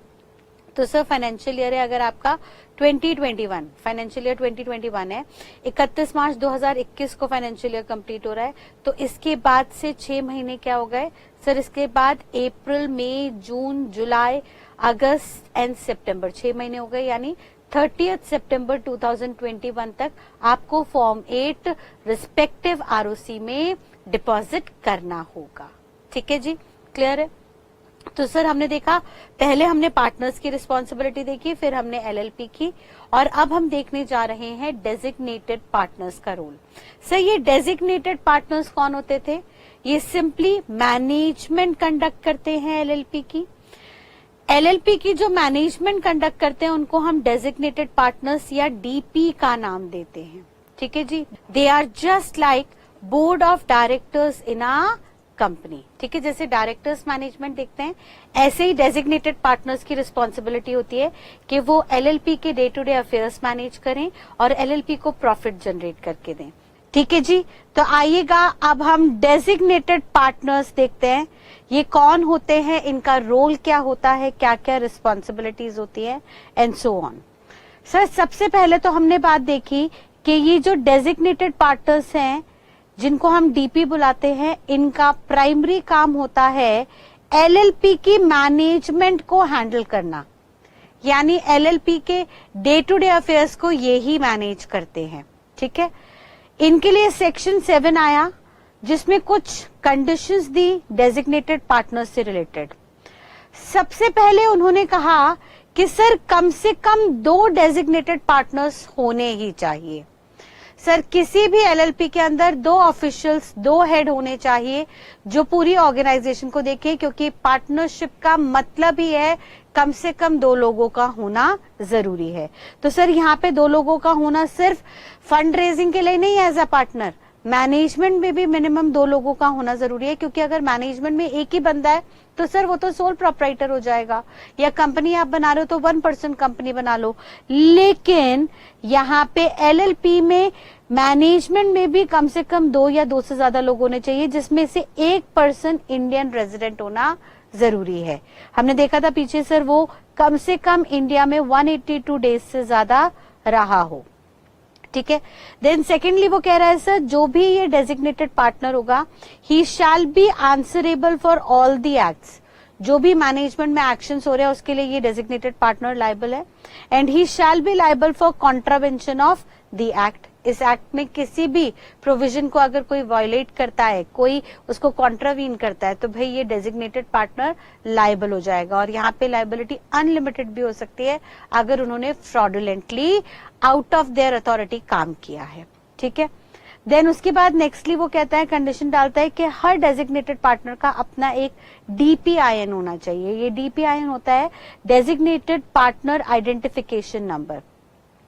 सर जैसे हर लॉ में, जैसे कंपनीज एक्ट में डायरेक्टर्स के लिए एक DIN नंबर है, डायरेक्टर्स आइडेंटिफिकेशन नंबर, या इनकम टैक्स में हर असेसी के लिए एक PAN नंबर है, परमानेंट अकाउंट नंबर, ऐसे ही लॉ मेकर ने कहा कि हम LLP में हर मैनेजरियल ऑफिशियल का यानी डेजिग्नेटेड पार्टनर का एक यूनिक नंबर रखेंगे सो दैट हम ट्रेस कर सके कि वो LLP को सही तरह से मैनेज कर रहे हैं या नहीं। तो जो DPIN होगा वो हर डेजिग्नेटेड पार्टनर के पास होना चाहिए। और अगर कोई पर्सन एट अ टाइम एक कंपनी में डायरेक्टर भी है और उसी वक्त एक किसी दूसरी LLP में डेजिग्नेटेड पार्टनर भी है, तो सर उसके लिए सेम नंबर भी अलॉट हो सकता है। यानी उसने कंपनी में जो as a directors identification number लिया है वही नंबर एज अ DPIN भी उसके लिए परमिसेबल होगा, क्योंकि सर ये नंबर अलॉट कौन कर रहा है? ROC। ठीक है। तो ROC कंपनी को भी देख रहा है, ROC LLP को भी देख रहा है। Therefore, this number can be common if an individual, let's say Mr. A, at a time एक कंपनी में डायरेक्टर भी हैं और at the same time he is an designated partner in LLP, तो then same number can work as a DIN as well as DPIN. And then उसके बाद एक rule 9 आया जिन्होंने कहा कि पर्सन जिनको भी आप डेजिग्नेटेड पार्टनर अपॉइंट कर रहे हो उनके हम कुछ डिसक्वालिफिकेशंस बता रहे हैं। सर यहाँ पे हम आपको कुछ डिसक्वालिफिकेशन बता रहे हैं कि जिस पर्सन को भी आप as a designated partner appoint करो अपने LLP को मैनेज करने के लिए, उनमें ये फीचर्स नहीं होने चाहिए। और ये डिसक्वालिफिकेशन क्या क्या है? सर सबसे पहले तो वो कहता है कि वो एडजज्ड इंसॉल्वेंट नहीं होना चाहिए। एडजज्ड मतलब टू जज, किसी भी कोर्ट ने उन्हें इंसॉल्वेंट जज ना किया, उनको दिवालिया घोषित ना किया हो। इंसॉल्वेंसी किसके लिए होती है? सर जिनकी लायबिलिटी उनके एसेट से ज्यादा हो जाती है। तो अगर कोर्ट को रियलाइज होता है किसी पर्सन की, किसी एंटिटी की लायबिलिटीज उनके एसेट से ज्यादा हो गई है, तो ऐसे में उस एंटिटी को या उस इंडिविजुअल को इंसॉल्वेंट डिक्लेयर कर सकता है कोर्ट, और उनके एसेट्स को बेच के, नीलाम करके, ऑक्शन करवा के उससे जो भी पैसा रिकवर होता है उस पैसे से लायबिलिटी होल्डर को सेटल डाउन करता है। ठीक है। तो भाई लॉ मेकर कह रहा है कि कोई भी इनसॉल्वेंट पर्सन को डेजिग्नेटेड पार्टनर मत बनाइएगा, क्योंकि सर कोर्ट ने कह दिया है कि इसके पास 1 रुपया नहीं है, इसके पास कोई पैसे नहीं है। तो जब आप इसको पैसों के मैनेजमेंट की जिम्मेदारी दोगे तो बहुत बड़ी प्रोबेबिलिटी है कि ये उन पैसों को मिस यूटिलाइज करे, मिस एप्रोप्रिएट करे और आपको नुकसान पहुंचाए। देयरफॉर सबसे पहले हम क्लियरली स्टेट कर रहे हैं कि इनसॉल्वेंट पर्सन यहाँ पे DP नहीं बनेगा।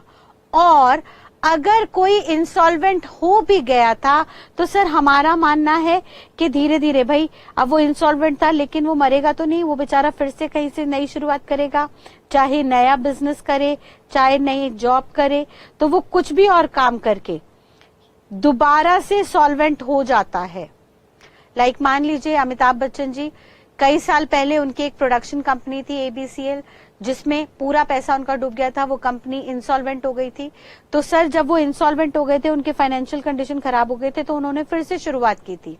तब उन्होंने छोटे छोटे ब्रांड के एड्स भी किए थे, लाइक लिम्का एंड ऑल के। फिर बाद में उन्हें KBC जैसा शो मिला, जिसके बाद उनकी जिंदगी बदल गई। और सर ऑब्वियसली उन्होंने खूब मेहनत की, मेहनत करके फिर से अपना फाइनेंशियल स्टेटस स्ट्रॉन्ग किया और आज की डेट में सॉल्वेंट है।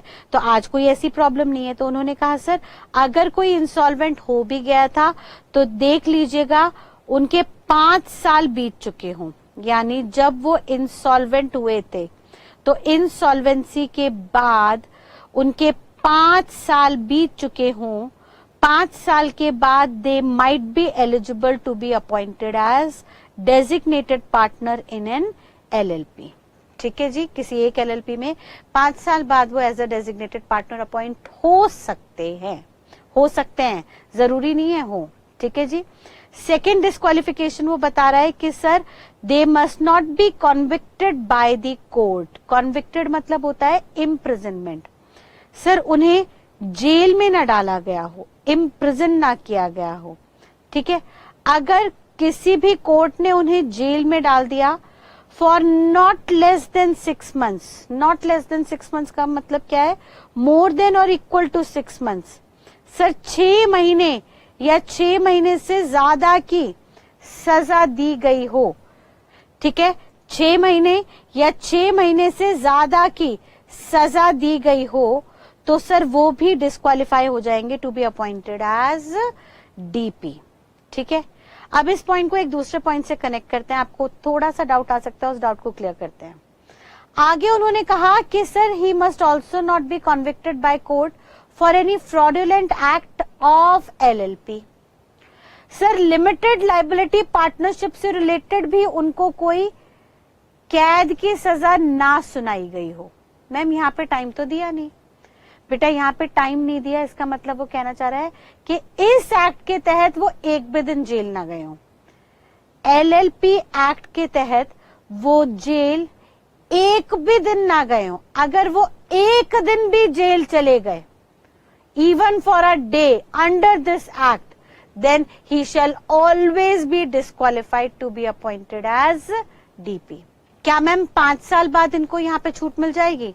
नहीं बेटा, ध्यान रखिएगा, एलएलपी एक्ट के तहत एक भी दिन जेल हो गया यानी आप विश्वसनीय नहीं हो, आप धोखा देते हो, और एक बार आपने धोखा दिया तो आप कभी भी धोखा दे सकते हो। देयरफॉर अब हम आपको इस एक्ट में डीपी के लिए एलिजिबिलिटी नहीं प्रोवाइड करेंगे।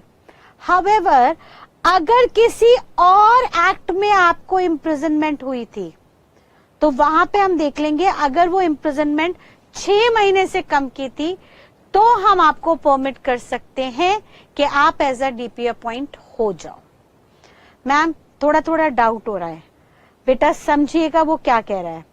वो यहाँ पे कहना चाह रहा है कि सर जब भी जेल की बात होगी तो अंडर एलएलपी एक्ट अगर आपने कोई डिफॉल्ट किया तो एक भी दिन अगर आप चले गए जेल में तो आप हमेशा के लिए डिस्क्वालीफाई हो।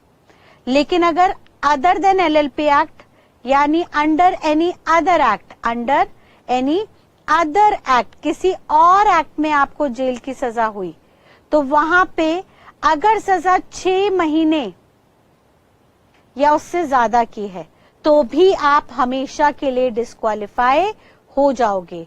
और ये डिस्क्वालिफिकेशन हमेशा के लिए है, यहाँ पे 5 साल बाद भी आपको कोई छूट नहीं मिलेगी। 5 साल बाद भी बीत जाए तो भी आपको यहाँ पे कोई छूट नहीं दी जाएगी, क्योंकि सर आपको जेल हुई है यानी आपने कोई सीरियस एक्शन लिया है।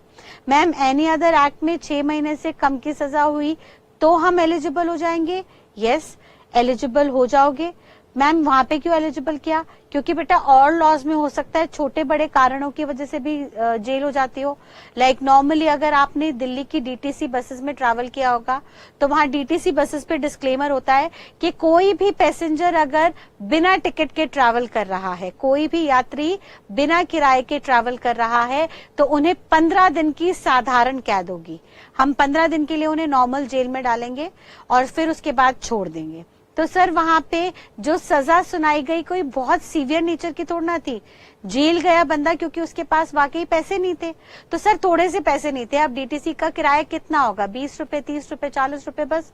अब किसी के पास 30-40 रुपए नहीं थे ड्यू टू एनी रीजन, हो सकता है वो वॉलेट घर में छोड़ गया हो सकता है उसका वॉलेट चोरी हो गया हो, या वॉट एवर द रीजन में भी, तो ऐसे में ये नॉन सीवियर नेचर की इम्प्रिजनमेंट है, इसके चलते हम उनको डेजिग्नेटेड पार्टनर की पोजीशन से डिस्क्वालीफाई नहीं करेंगे। क्लियर है? एंड देन लास्टली वो कहता है, सर एक तो थर्ड हो गया, एंड देन फोर्थली वो कह रहा है ही must not made payment to creditors in the preceding 5 years। अगर उन्होंने पिछले 5 सालों में किसी भी लाइबिलिटी होल्डर का पैसा मारा है, उनको पैसा नहीं दिया, डिफॉल्ट इन पेमेंट की, तो सर अगेन वो पर्सन डिस्क्वालीफाई हो जाएगा to be appointed as the DP in the LLP. ठीक है, यानी टेक्निकली स्पीकिंग वो क्या कह रहा है, सर 4 डिस्क्वालिफिकेशंस हो गई रूल 9 में। पहला, ना तो वो इंसॉल्वेंट डिक्लेयर हुआ हो, दूसरा ना उन्होंने पेमेंट में डिफॉल्ट किया हो क्रेडिटर के। लेकिन ये दोनों ही काम अगर 5 साल पहले किए थे तो चलेगा। सर 7 साल पहले क्रेडिटर का पैसा आपने डिफॉल्ट कर दिया था, टाइमली पे नहीं किया था, लेकिन उसके बाद से आप सुधर गए और उसके बाद से सारी पेमेंट आप टाइमली कर रहे हो, तो now you are qualified to be appointed as DP in an LLP. ठीक है, तो 2 पॉइंट तो हो गए 5 साल से रिलेटेड कि 5 साल पहले आप इंसॉल्वेंट डिक्लेयर हुए थे या 5 साल पहले आपने क्रेडिटर को पेमेंट में डिफॉल्ट की थी। तो नाउ आफ्टर 5 इयर्स, इन 5 सालों के दौरान आपने कोई डिफॉल्ट नहीं किया, आप कोई इंसॉल्वेंट नहीं रहे, तो ऐसे में छठे साल से you are qualified to be appointed as DP in an LLP. ठीक है जी, तो भाई यहाँ पे 4 डिस्क्वालिफिकेशन हो गई। एक बार फटाफट से देखिएगा सर, पहला और तीसरा पॉइंट जो है वो 5 साल से रिलेटेड बात कर रहा है कि 5 साल पहले आप इंसॉल्वेंट डिक्लेयर हुए लेकिन 5 सालों के दौरान आपकी पिक्चर क्लियर थी। या तीसरा पॉइंट, 5 साल पहले आपने डिफॉल्ट किया था किसी की पेमेंट में, बट 5 सालों के दौरान आपने टाइमली सबकी पेमेंट की है, देन यू आर क्वालिफाइड। और बाकी 2 पॉइंट्स हैं, दूसरा और चौथा पॉइंट है कॉन्विक्शन से रिलेटेड कि सर अगर आप कॉन्विक्टेड हुए थे, इम्प्रिजन्ड हुए थे under any other act for a period more than और इक्वल टू 6 months, तो आप हमेशा के लिए डिस्क्वालीफाई हो। और अगर आप कॉन्विक्ट हुए under this act for even a 1 day, single day के लिए अगर आप इम्प्रिजन हो गए इस एक्ट में, तो आप हमेशा के लिए डिस्क्वालीफाई हो जाओगे। क्लियर है, यहाँ पे इम्प्रिजनमेंट में कोई भी आपको छूट नहीं दी गई 5 years की। ठीक है, हाँ बस इतनी छूट जरूर है कि अदर देन एलएलपी एक्ट में किसी और एक्ट के तहत अगर आपको जेल हुई मोर देन और इक्वल टू 6 months की तो ही डिस्क्वालिफिकेशन है। हाउएवर अगर अदर एक्ट में आपको 6 महीने से कम की सजा हुई, then you will be qualified to be appointed as DP in LLP।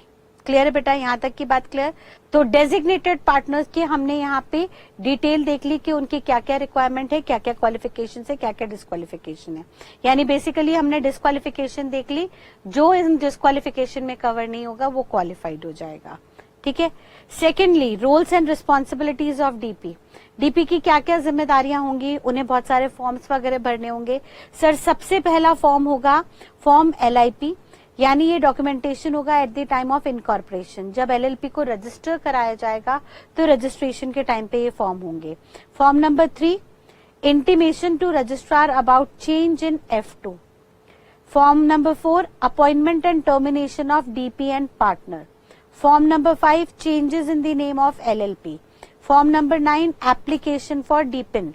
Form number 8, SOS and SOA। हमने देख लिया था, statement of solvency and statement of accounts जमा कराया जाएगा। Form number 9, consent to act as DP। Sir किसी person को as a DP appoint किया गया, अब उससे पूछा जाएगा कि आप एग्री कर रहे हो? यस सर, उन्हें जवाब देना होगा फॉर्म नंबर 9 में। Form number 10, change in DP। अभी हम देखेंगे आगे DP चेंज होगा टाइम टू टाइम, तो जब भी किसी LLP में DP चेंज होगा, मैनेजमेंट चेंज होगी, उनकी डिटेल फॉर्म नंबर 10 में ROC को सबमिट करानी होगी। Form number 11, annual return of LLP। Form number 12, intimation of other places. Form number 31, compounding of offence. ये ऑफेंस का मतलब होता है सर किसी से भी कोई गलती हो जाए तो वो गलती क्या माफ हो सकती है, उसके लिए कुछ हमें एप्लीकेशन लगानी पड़ती है फॉर्म नंबर 31 के अंदर। अगर वहां पे ROC चाहे तो हमें कुछ रिलैक्सेशन दे सकती है। ठीक है जी, तो यहाँ तक हमने टेक्निकली DP से रिलेटेड प्रोविजन पढ़े। इससे आगे के प्रोविजंस हम अगली क्लास में देखेंगे। आज की क्लास को हम यहीं पे वाइंड अप करते हैं एक बार क्विक रिकैप के साथ।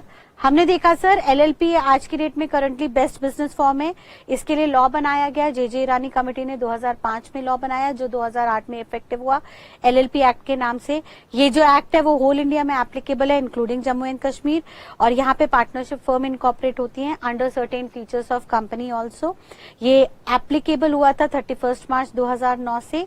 हाउएवर एक्ट पास हो गया था 2008 में on the recommendations made by JJ Irani committee. फिर हमने देखा था LLP एक ऑल्टरनेटिव बिजनेस व्हीकल है जिसके अंदर लाइबिलिटी सब पार्टनर्स की लिमिटेड होगी और यहाँ पे एक एग्रीमेंट बनेगा जिसको हम LLPA का नाम देंगे। फिर हमने देखा था सर इसके सेलिएंट फीचर्स के ये बॉडी कॉर्पोरेट होता है, परपेचुअल सक्सेशन होती है, कम से कम 2 लोग चाहिए जिसमें से एक पर्सन इंडियन रेजिडेंट होना चाहिए। यहाँ पे कोई भी एक पार्टनर बाकियों के लिए लाइबल नहीं होगा। एग्रीमेंट होगा जिसके तहत सारी टर्म्स एंड कंडीशंस पार्टनर्स को फॉलो करनी होगी। लाइबिलिटी लिमिटेड होगी, सेंट्रल गवर्नमेंट का इन्वॉल्वमेंट होगा और इंडियन पार्टनरशिप एक्ट अभी भी एप्लीकेबल है लेकिन वो LLP पे अप्लाई नहीं होगा। फिर हमने फॉरेन LLP देखा, फॉरेन LLP परमिटेड है प्रोवाइडेड वहां पे हमें फॉर्म नंबर 24 के अंदर हमें डिटेल्स भर के देनी होगी to ROC of the state in which license office हम खोल रहे हैं या खोल चुके हैं, तो खोलने के 30 डेज के अंदर अंदर फॉर्म नंबर 24 जमा करना होगा हमें उस स्टेट के अंदर जहां पे ऑफिस है और दिल्ली के ऑफिस में भी। एंड उसके अंदर कंटेंट्स क्या क्या होंगे सर, यहाँ पे सारी फॉरेन एड्रेस डिटेल्स होंगी, इंडियन ऑफिस की डिटेल्स होंगी लाइसेंस ऑफिसर्स की, यानी 2 कंट्री हेड यहाँ पे अपॉइंट करने जरूरी है। इस कंट्री में 2 हेड होने जरूरी है, उनकी details and certificate of incorporation से रिलेटेड डिटेल्स। फिर हमने देखा LLP बनाने के लिए 3 एलिमेंट्स होंगे। एक तो LLP बनेगी जो सेपरेट लीगल एंटिटी है बट वो आर्टिफिशियल पर्सन है, खुद से कुछ काम नहीं कर सकती, तो उसके लिए एक्चुअल पर्सन इन्वॉल्वमेंट चाहिए होगा। पहले जुड़ेंगे उससे पार्टनर्स जो पैसा रेज करेंगे और पार्टनर्स के द्वारा दिए गए पैसे को मैनेज करने की जिम्मेदारी डेजिग्नेटेड पार्टनर की होगी जिसको DP बुलाएंगे। पार्टनर्स जो होंगे उनके कैपिटल कंट्रीब्यूशन हो सकते हैं अलग अलग फॉर्म में। अगर कैश में कंट्रीब्यूशन कर रहा है तो गुड, नॉन कैश में कर रहा है तो सर उसकी वैल्यूएशन होगी बाय CACM में या any other official notified by government. फिर हमने देखा सर पार्टनर की लाइबिलिटी जो होगी लिमिटेड होगी, सब्जेक्ट टू सर्टेन कंडीशंस हमने देख लिया था और उनकी ऑब्लिगेशन देखी थी। एंड हमने कहा LLP की रिस्पॉन्सिबिलिटी होगी कि ROC को फॉर्म नंबर 8 के अंदर SOS और SOA जमा कराए with in 6 months from the end of financial year. फिर हमने देखा था जो भी डेजिग्नेटेड पार्टनर होगा जिसको अपॉइंट किया जाएगा for managing the business, sir उसके कुछ फीचर्स होंगे। पहले तो कम से कम 2 डेजिग्नेटेड पार्टनर होने चाहिए जिसमें से एक इंडियन रेजिडेंट होना चाहिए और हर पार्टनर का DPIN होना चाहिए। हाउएवर अगर उनके पास कंपनीज एक्ट में DIN नंबर है, डायरेक्टर्स आइडेंटिफिकेशन नंबर है, तो उससे भी काम चल जाएगा। देन हमने DP की कुछ डिस्क्वालिफिकेशंस बताई। पहला सर 5 साल हो चुके हों उससे पहले इंसॉल्वेंट डिक्लेयर हुए हो तो चलेगा या कभी भी इंसॉल्वेंट ना डिक्लेयर हुआ तो परफेक्ट है। और सर अगर कोई डिफॉल्ट किया हो क्रेडिटर को रीपे करने में तो ऐसे में भी आप यहाँ पे डिस्क्वालीफाई हो जाओगे। हाउएवर डिफॉल्ट अगर 5 साल पहले का है तो हम इग्नोर कर देंगे। एंड बाकी 2 डिस्क्वालिफिकेशन इम्प्रिजनमेंट से रिलेटेड थी। उन्होंने कहा इम्प्रिजन अगर LLP एक्ट के अंदर 1 दिन भी हो गए या किसी और एक्ट के अंदर 6 महीने या उससे ज्यादा के लिए इम्प्रिजन हुए तो जिंदगी भर के लिए आप डिस्क्वालीफाई हो जाओगे to be appointed as DP। फिर DP से हमने कुछ फॉर्म्स भरवा लिए टाइम टू टाइम। यहाँ तक आज हमने देखा, इससे आगे के कुछ और रोल भी होंगे, रिस्पॉन्सिबिलिटीज होंगी DP की जिसको हम अगली क्लास के अंदर देखेंगे। तो आज की क्लास को हम यहीं पे कंक्लूड करते हैं बेटा। Till next class, thank you and God bless you all, bye bye.